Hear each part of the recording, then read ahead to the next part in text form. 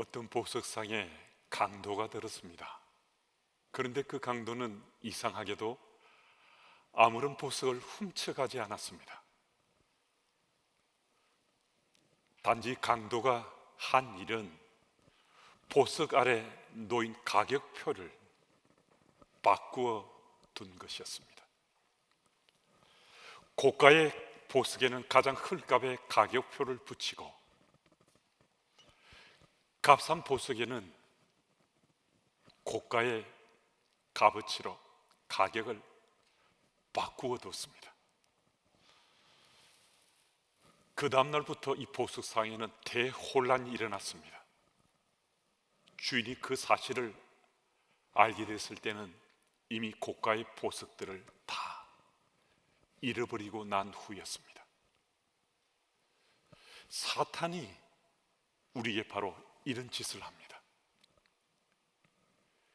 사탄이 우리 삶에 찾아와서 우리 삶의 소중한 것들을 이렇게 바꾸어 버립니다. 무엇이 정말 우리 인생의 소중한 가치인지, 무엇이 하잘것없는 가치인지를 거짓으로 뒤바꾸어 버리는 겁니다. 그래서 우리는 이제 마음을 좀 더 가다듬고 사탄이 이미 바꾸어 놓은 우리 인생의 가격표를 원래대로 제대로 돌려놓기 위해서 실험을 해야 됩니다. 그래서 이제부터는 우리들이 그동안 내 인생에 내 삶을 걸만하다 하고 쫓아온 이 세속적 가치가 아니라 이제는 우리 삶의 진정 소중한 가치를 위해서 우리는 실험하며 앞으로 달려갈 수 있어야 됩니다.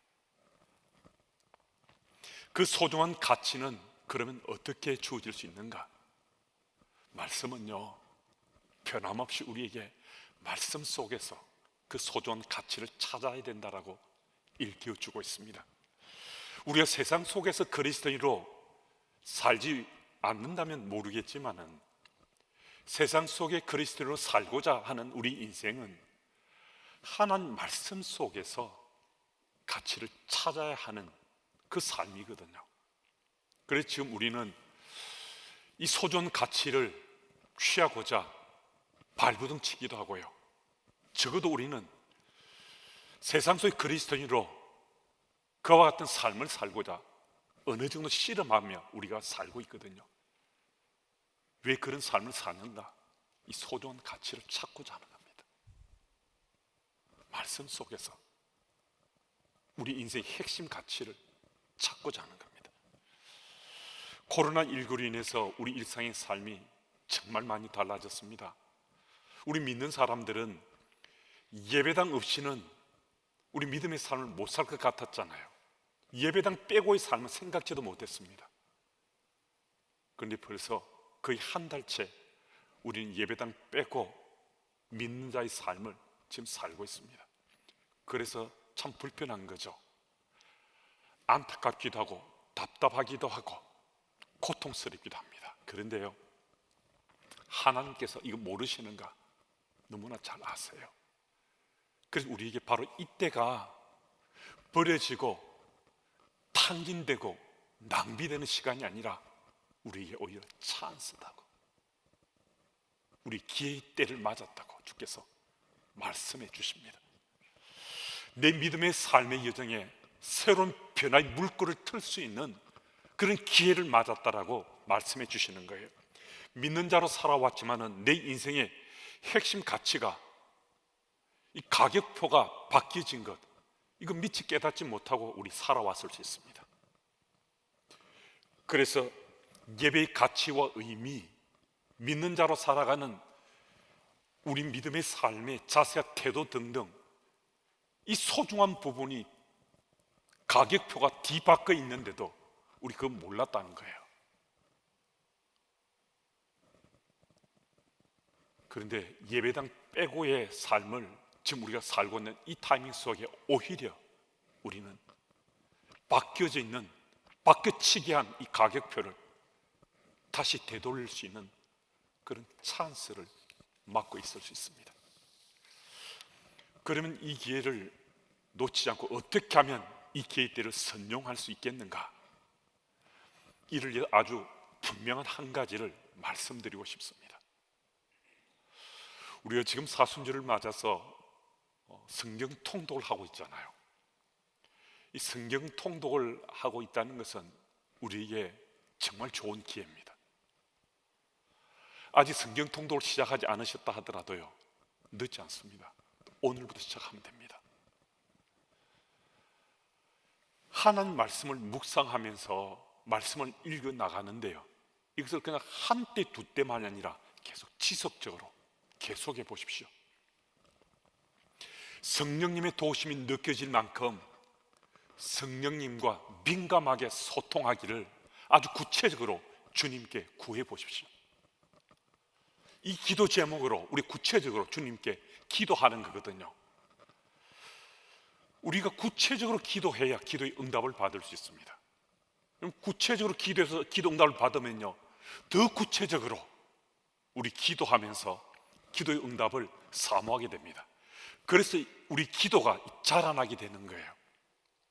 우리 기도가 어떻게 자라나는지 바로 이 방법인 것을 우리에게 말씀해 주시는 거예요.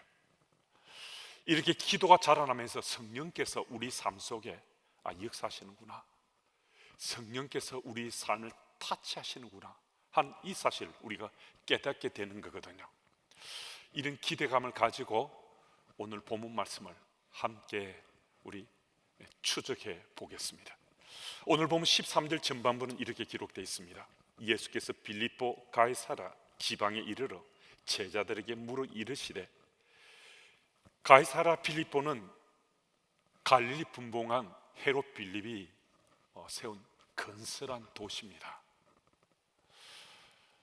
빌립이 도시를 건설하고 로마 황제 이름인 가이사, 그리고 자기의 이름인 빌립을 덧붙여서 빌립보 가이사라, 가이사라 빌립보라고 명명했습니다. 그런데 그보다 더 중요한 것은요, 그 당시 이 황제 이름을 도시에 짓게 되었을 때 왜 도시에 황제 이름을 지었는가 하는 것을 우리 기억할 수 있어야 돼요. 근데 황제 이름을 도시에 붙이고 싶은 도시들 참 많았거든요. 많은 도시들이 황제 이름을 도시에 붙였습니다. 근데 어느 도시나 함부로 이름을 붙이지 못했습니다. 거기에 걸맞을 만한 인구가 있어야 되고요, 사이즈도, 그 규모도 그만큼 걸맞는 사이즈가 돼야 황제 이름을 붙일 수 있습니다. 근데 그보다 더 중요한 것, 황제 이름을 붙이게 되면 그 도시 한가운데 황제 신상을 세워야 했습니다. 아니면 가장 높은 곳에 황제 신상을 세워서 황제를 신으로 숭배해야 됐습니다. 그래서 황제 이름이 붙여진 그 도시는 도시마다 황제를 신으로 숭배하는 도시가 되고 말았습니다. 바로 그곳에서 예수께서 사랑하는 제자들에게 이렇게 물으셨습니다. 사람들이 인자를 누구라 하느냐?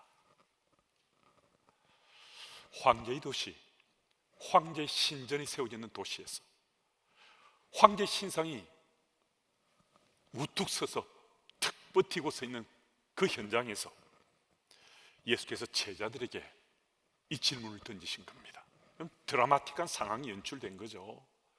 지금 예수님과 예수님 따르는 그 12제자 모습은요, 참 초라하고 볼품없이 그지없는데요, 예수께서는 마치 황제는 안중에도 없는 것처럼 제자들에게 세상 사람들이 나를 누구라고 말하느냐라고 물으셨던 거거든요. 그때 제자들이 예수님께 이렇게 대답합니다.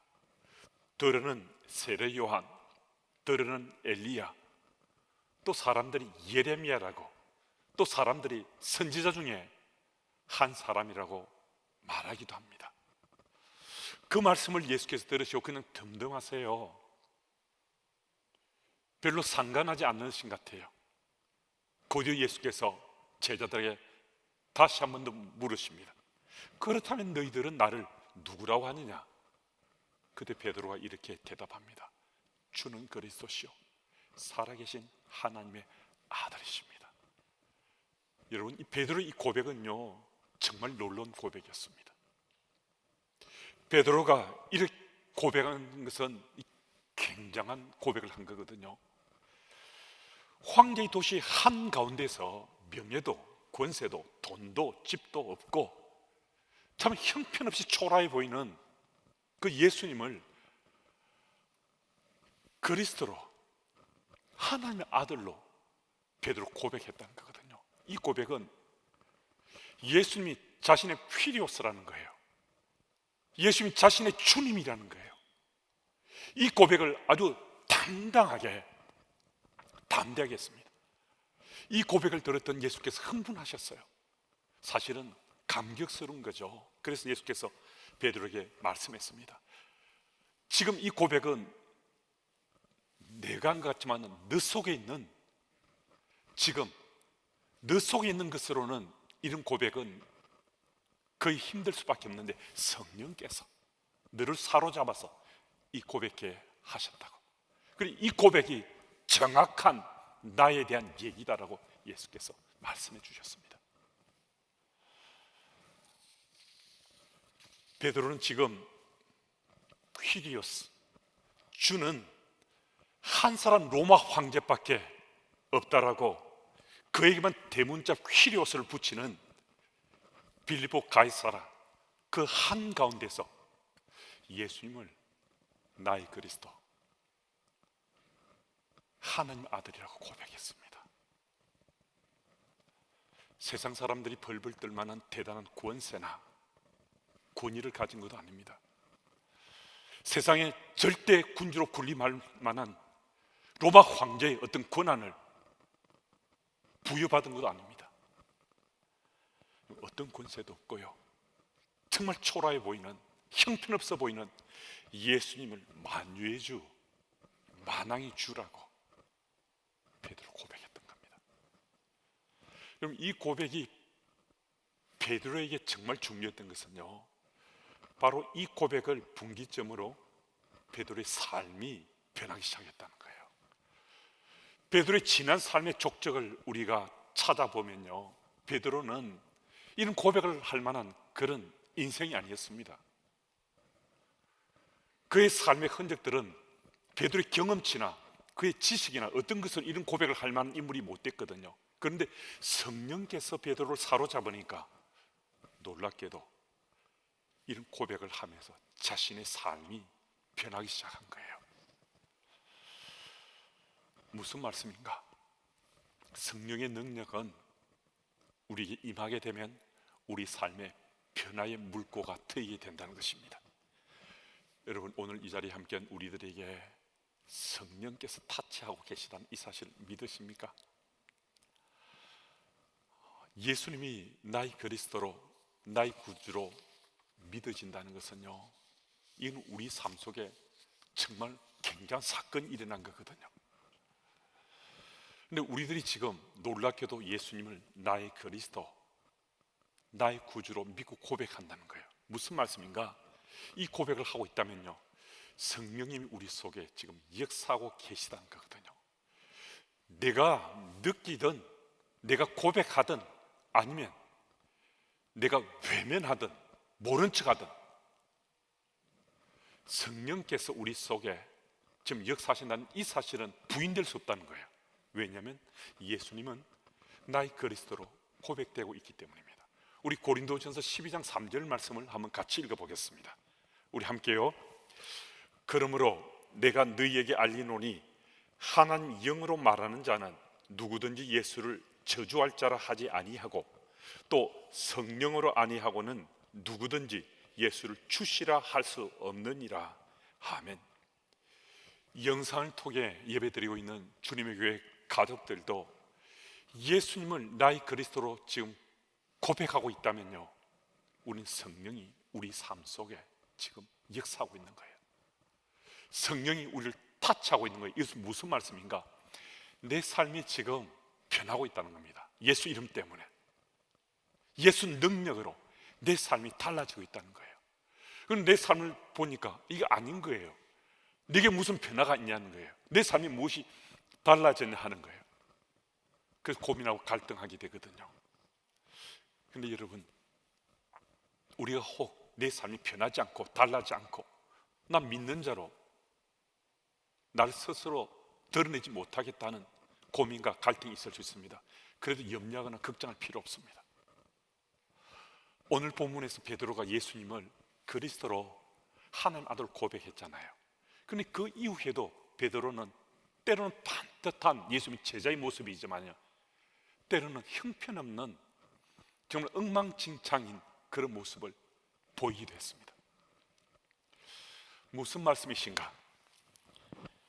부활하신 예수를 만나게 되고 성령의 강림의 역사가 있은 그 현장에서 성령이 자신을 타치해주는 그 체험을 하기 전까지는요, 베드로는 분명히 삶이 변하기 시작했는데도 그 변화의 그런 파워풀한 영향력이 자신의 삶을 지배하지 못했다는 거예요. 자신의 삶에 분명히 변화가 있는데도 그 변화가 베드로의 삶의 지배 가치가 되지 못했다는 겁니다. 그럼에도 오늘 본문 18절 19절 말씀은 베드로가 역사의 무대에서 변화의 통로가 될 수 있으리라. 교회가 세워지고 역사의 무대에서 든든히 세워져 가는데 베드로가 그 도구로 통로로 그 사역을 감당할 수 있다고 주께서 말씀해 주셨어요. 지금 베드로 모습으로는 이거 아닌 것 같잖아요. 변화의 통로는 그냥 자기 모습도 제대로 추스르지 못할 것 같은데 베드로에게 예수께서 그런 인류 역사의 무대에서 그가 변화의 통로로 쓰임받을 수 있다는 사실을 밝혀주고 있습니다. 여러분, 예수께서 베드로에게 기대하시고 이 말씀을 약속해 주신다는 것은요, 오늘 이 자리에 함께 있는 여러분과 제게도 이 말씀을 주시는 거예요. 우리 모습 바라보니까 변화의 도구나 통로는커녕 나 자신의 신앙인 삶도 제대로 추스르지 못할 것 같은 이런 모습일 수도 있는데요, 주께서 우리를 쓰시기에도 기대를 하신다는 거예요. 이게 참 중요하거든요. 더 중요한 것은 이 사실을 내가 믿는 겁니다. 내가 믿으면요, 이미 예수님이 나의 그리스도로 고백했다는 것은 성령이 우리 속에 역사하신다는 거잖아요. 그럼 성령이 그 능력으로 우리 삶을 이끌어 주시기 때문에 우리는 주께서 쓰시는 변화의 통로로, 변화의 도구로 우리가 쓰임받을 수 있다는 겁니다. 여러분, 변화는요 이제는 선택사항이 아닙니다.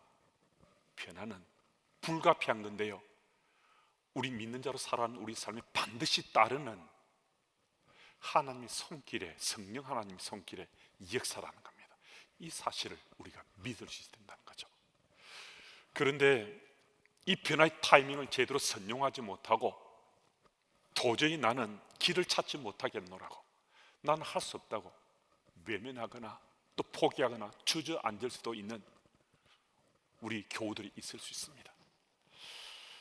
여러분, 이때는요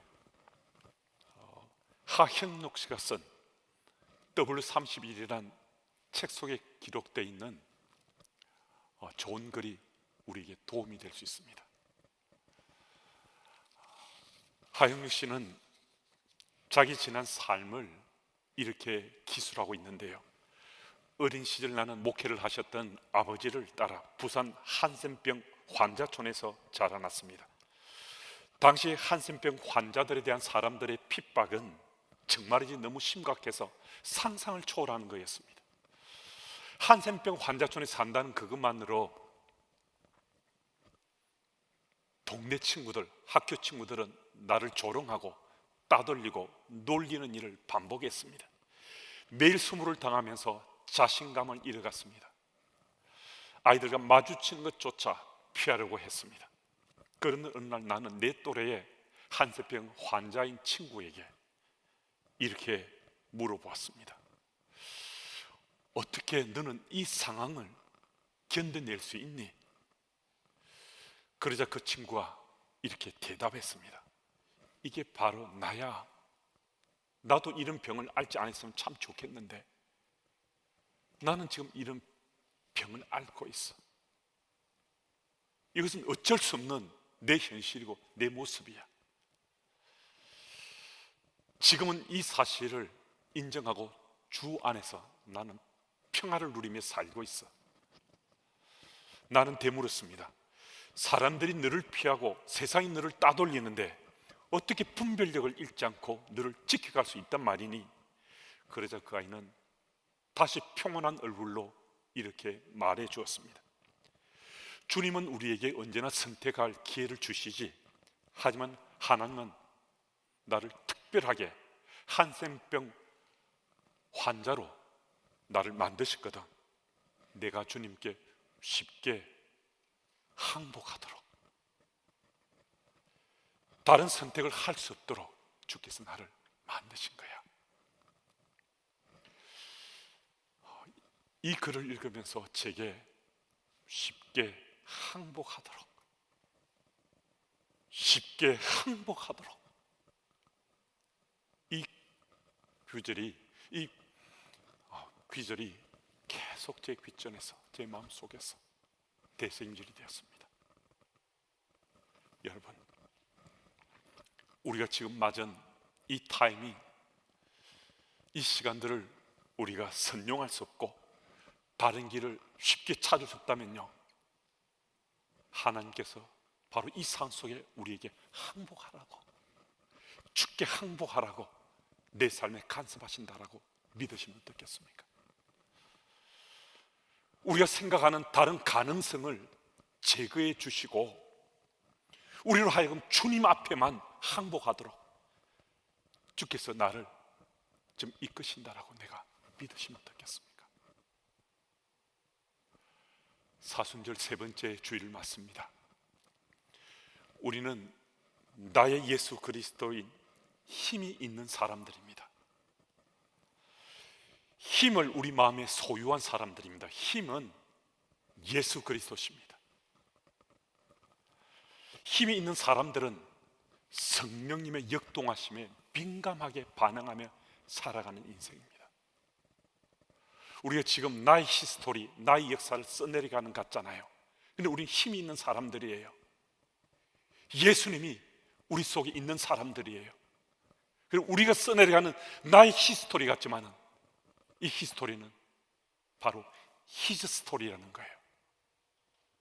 그분의 스토리라는 거예요. 여러분, 우리가 써내려가는 우리 히스토리가 우리 속에 힘이 있기 때문에 히즈 스토리가 될 수 있도록 하나님께서 간섭하시는 이 사실이 믿어지면 우리는 세상 속에서 그리스도인으로 변화의 통로로 우리 쓰임 받을 수 있습니다. 성령께서 역사하심을 믿으시고 주의 도심을 구하며 이제는 가격표를 바꾸십시다. 내 인생의 소중한 가치로 사탄이 바꾸치기 한 그 가격표를 우리 제대로 제 위치로 바꾸십시다. 어떻게 해요? 우리는 힘이 있는 사람들이잖아요. 힘이 있는 사람들은 주의 도심을 구하며 이전과는 정말 다른 삶을 살아갈 수 있습니다. 코로나19 때문에 참 힘들고 어려운 이 현장 속에 살고 있는 우리들이지만 우리는 힘이 있는 사람으로 내 믿음의 변화의 물꼬를 트고자 하는 소망 가지고 이번 한 주간도 살아가시기를 예수 이름으로 축복합니다. 하나님 아버지 감사합니다. 베드로의 고백을 통해서 바로 그 현장의 베드로 지금의 모습보다 장차 변해갈 베드로의 내일의 모습에 더 큰 기대와 소망을 가지시고 베드로에 주시던 그 말씀들이 오늘 내 마음밭에도 담겨지고 새겨지는 말씀 될 수 있도록 주님 도와주옵소서. 베드로의 삶의 변화의 출발이 그 인생에서 변화의 발걸음을 떼는, 이 세상의 변화의 발걸음을 떼는 단초가 되었던 것처럼 우리를 통한 내가 속한 공동체에서 주께서 기뻐하시는 변화의 발걸음을 떼게 하는 도구들 될 수 있도록 주님 도와주옵소서. 변화는 이제 선택사항이 아니라 피할 수 없는 길임을 깨닫고 주의 도심을 구하며 변화의 현장에서 힘이 있는 사람으로 살아갈 수 있도록 주여 인도해 주옵소서. 그래서 가정이 모두 신앙의 주체가 되는 가정들이 다 될 수 있기를 예수님 이름으로